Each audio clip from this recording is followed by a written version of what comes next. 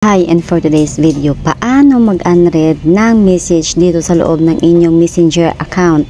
So, ang gagawin nyo lamang guys, open nyo lang yung inyong messenger account and katapos, hanap lang kayo ng account person dito or kung sino yung gusto nyo i-unread yung kanyang message na pinadala sa inyong messenger.